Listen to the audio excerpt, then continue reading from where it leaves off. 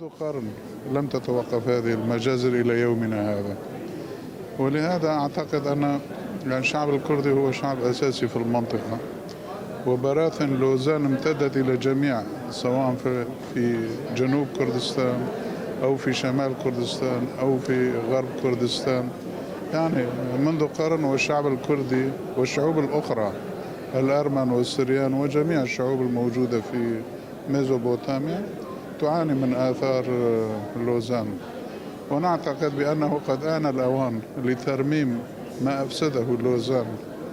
إلى هذا العصر الحديث. هناك مناسبات عديدة تعقد بمناسبة مئوية لوزان